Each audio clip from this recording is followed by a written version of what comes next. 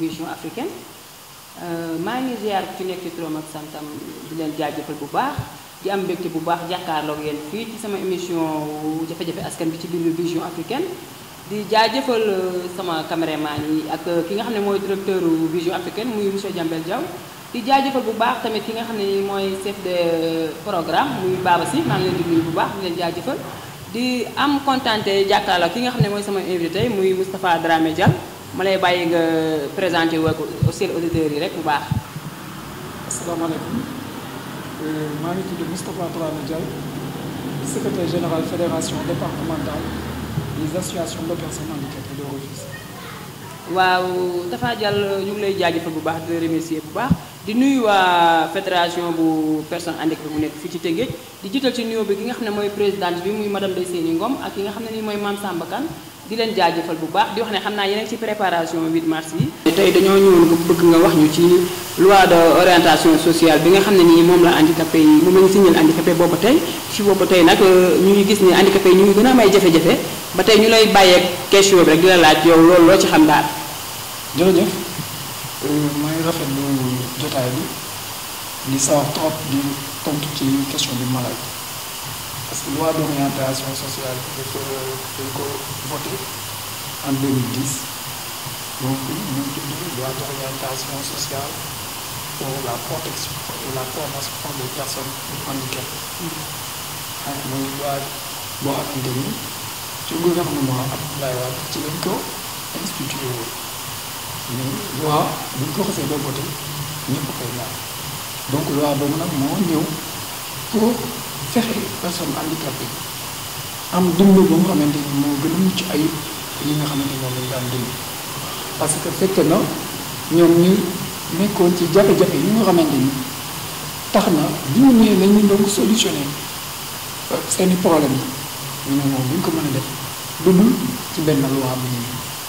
créé loi bi nag loi bu am solo la loi bu nga xamante ni ñëw na fekk ñu bari nekkoon ci xeex yi pour que handicapé yi jot seen alax ak yelleef donc ñëw na ci fi mu war a ñëw ba yàlla def aussi président signé na ko ba maintenant reconnaître na comme ñuy wax mais loi bi il faut ñu comprendre que am na 10 articles am na 50 articles et que article yi aussi am aussi 5 chapitres donc mooy doon loi boo xam ne bari na ay article yi yëpp boo ko boolee maanaam wax na ci dundu personne handicapée ci bu mu jógee ci bu mu nekkee liable lu mu nekkee la amul dara lu mu bàyyi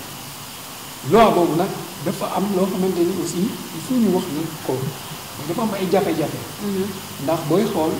ñaari décret nag président moo koy voté d'application rek moo ci am benn bi ci jiitu mooy li nga xamante ne moo institué li naan la carte égalité des chances boobu voté nañ ko beneen bi mooy ce que en ce qui concerne l'éducation inclusive donc loi yooyu mu nga xamante ni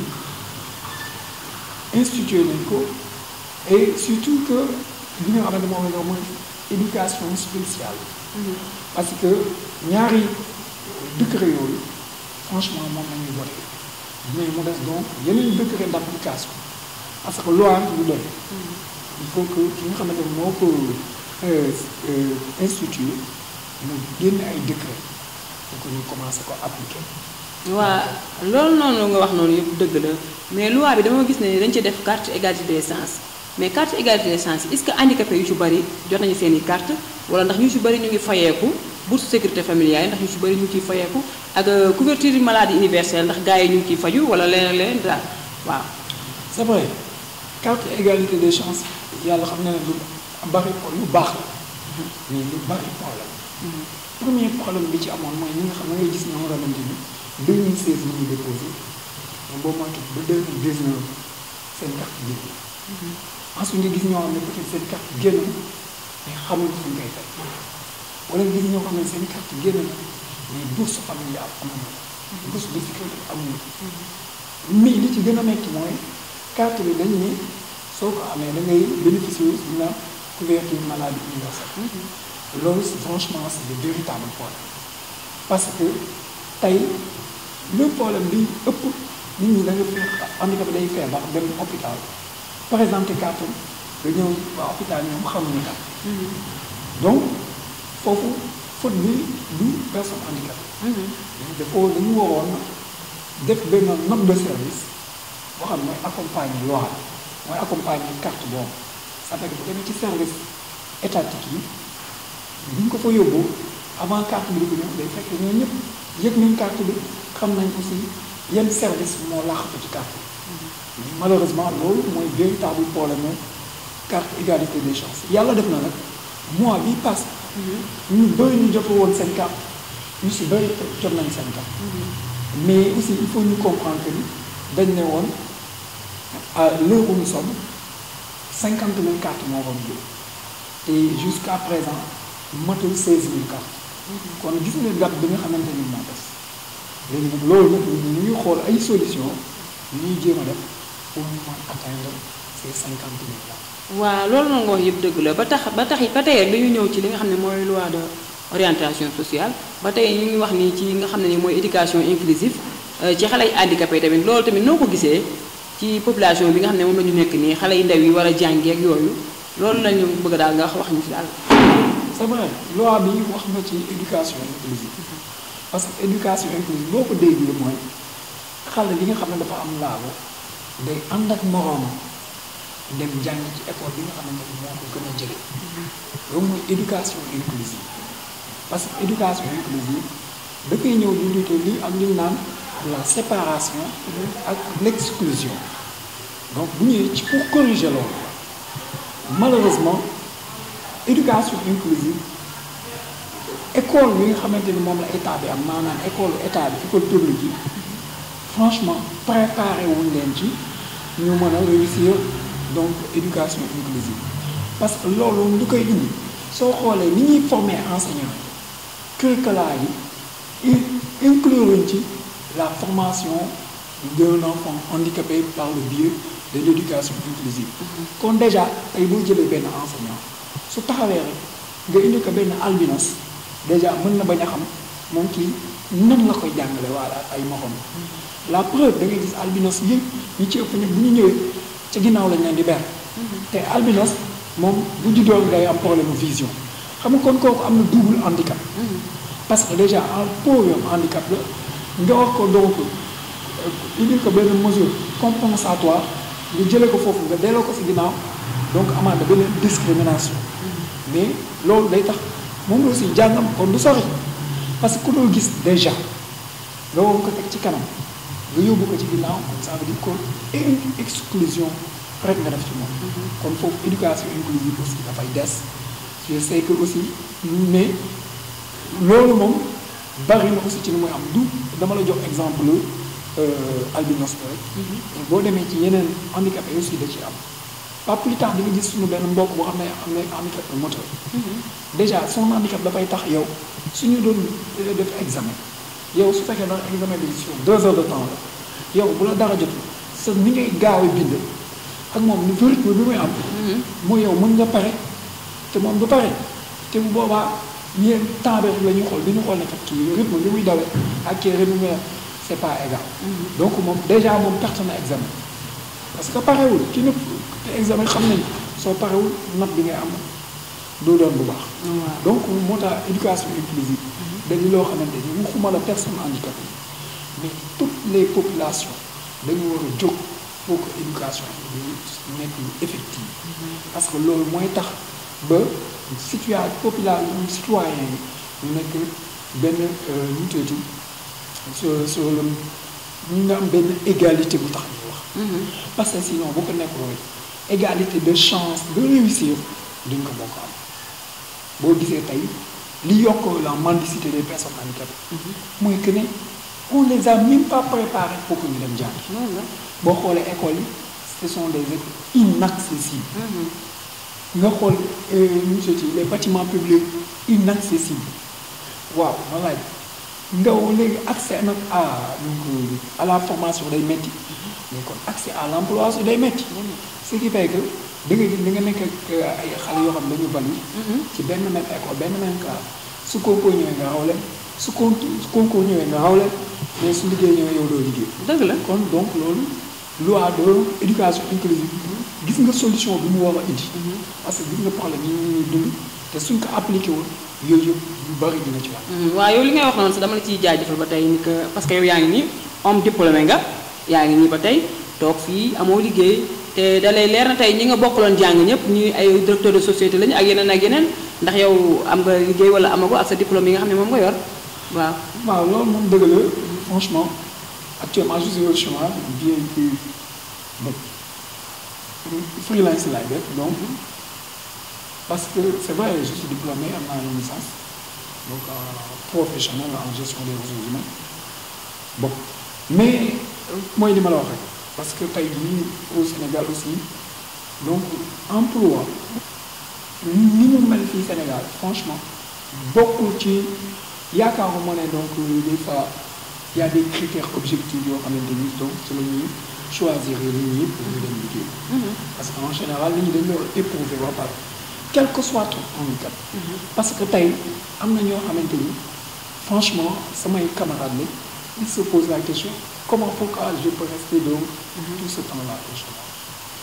donc mais je dis que wala société bi la. du kenn quoi mais terewul aussi bàyyiwuma sama loxo. je suis en train de chercher. et qui cherche trop peut-être un jour dina chercher mais daal pour wóor la nag du man rek y a des gens beaucoup plus diplômés comme moi. fukki yoon ak juróom-ñaar. te ñu ngi ci même problème boobu. waa ba tey rek di wax ne jigéen ñi ñu ngi waajal 8 mars fee nga xam ne mooy maison des handicapés waaw di la laaj ndax ñoom ñu ngi ci préparation yi wax la après nga wax sa dernier mot. waaw parce que jigéen ñu fédération bi yàlla dafa def depuis avec l'avènement de Lamine Sarr. ñoom dañuy mës di organiser le 8 mars. le 8 mars nag dañ ciy sargal suñuy yaay muy jigéen. elle qui nous a dû naître. donc mooy remercier jaarale foofu di remercier yaayu personnes handicapées yëpp. parce que li ñu subir ci discrimination. li ñu subir ci injustice. ne woy moom nii moo ko daal moo tax mu indi doomu handicap kenn mënu koo quantifier. kon ñun c'est le moment jaajëfal. c'est le moment ñaanal leen yàlla dëgëral leen. te effort yi ñu def mu bañ a baax. donc nag c'est vrai que le 8 mars jigéen ñi dinañ organiser journée boobu. donc pour wane aussi que ne ñoom à l'image des autres femmes que ne ñoom aussi dañu bokk ci 8 mars. beneen façon plaidoyer la bu ñuy def bu nga xamante ni am na njëriñ ci communauté. parce que moment de retrouvailles moment d'évaluation la mais aussi ay piste la pour que ñu xool yan projet aussi la ñuy teg donc pour gën a ñoŋal seen dund. donc ñu ngi koy préparer saa yoo dem fekk leen donc ñu ngi préparer lépp ci côté bépp nag. franchement donc ma leen di souhaiter une très bonne réussite. ci 8 mars 2020. di invité nag ñëpp ñi nga xamante ni ñu ngi fi te bu boobaa aussi ñu ñëw xool lan la ñuy def parce que tamit comme li Piaget wax daf ne pour connaître l'autre il faut devenir l'autre sans cesser d'être soi. parce que nit ki boo ko xamul tamit franchement yaakaar naa rek ngay wax wala foogoon naa wala xalaatoon na te je pense que monde bi dafa dox ba nga xamante ni waxatul dugg ci considération yu mel noonu lépp lu nit di wax dafa fekk am lu mu ci xam sax ba boo xamee moi je pense que li ngay wax dañ koy teg ci yoon te du bari loo xamante ni lu ñu siy juum daal. donc mooy leen di remercier di la jaajëfal yow Dieynaba invitation bi di jaajëfal sa directeur programme ensuite jaajëfal suñu cameraman bi mais aussi di wax sa directeur que maa ngi koy encourager te li mu def franchement yàlla na ko yàlla fay parce que permettre à nit ñi ñu yéegale seen xalaat wala seen wax foo xamante ni ñoom mënuñu fa woon yegg loolu képp ku la ko defal wax nga ko remercier donc ñun suñu tonton Jambel Diaw di nga encouragé et que yéen aussi di leen remercier dina wax donc maa ngi kontaan trop ci invitation waa di wax ne cher internaute du Vision Africaine man la seen doom Dieynaba Wele moo ñëwoon di leen présenté jafe-jafe askan yi ci biir vision africaine di remercier ñëpp di remercier sama caméraman bu ñaawul bi di remercier chef de programme muy Baba Sy di remercier ki nga xam ne nii mooy directeur télé bi muy Pa Jembel Diaw di remercier en même temps tamit ki nga xam ne nii mooy Alimatu Yoroba sama yaay ju baaxu boo ju ñaawul jooju bàppul la nga xam ne ba ma ñëw def ma waajal ñëwal ma ñëw bu rafet di remercier ki nga xam ne mooy Adama Kane sama coiffeuse boobu moom maquillage bu jekk bi car macha allah tabarkallah di remercier ki nga xam ne nii mooy monsieur Diallo maa ngi koy jaajëfal bu baax di jaajëfal képp fu waay nekk ak fu waay toogi rek maa ngi lay jaajëfal bu baax mbaɗi yo onon futonkoɓe on calminama on juurama ko biyon Dieynaba Wele arno ɗo hannde wadde émission caɗele way yimɓeɓe nder société o goto fof to jooɗi e kala to woni mbaɗa ñaagui duwaw mbaɗa woni newlde on duwaw mbaɗa wiye Dieynaba Wele nan ɗo a fuɗɗima émission ene ñaagui duwaw no fewi ene ñaagui ballal Wourossogui naɓeɓe mi salmini onon fof mi salmini Zal Wele mo ganduɗa nan toon to Wourossogui miñam oɗo mi salmini Toulaye Mbare ɗon to Sinthiou Garba mi salmini Sinthiou Garba naɓe fof mbaɗa wiye noon talata fof so Allah jaaɓi Dieynaba Wele maaro émission kanko e invité ji goɗɗi on jarnama no fewi kadi émission accani joni fof accani halpular kala neɗɗo mo wawi wonde to woniri fof so ari so Allah jaaɓi mi tottano micro amen o haalda caɗele jamo yono en ɗum ɗo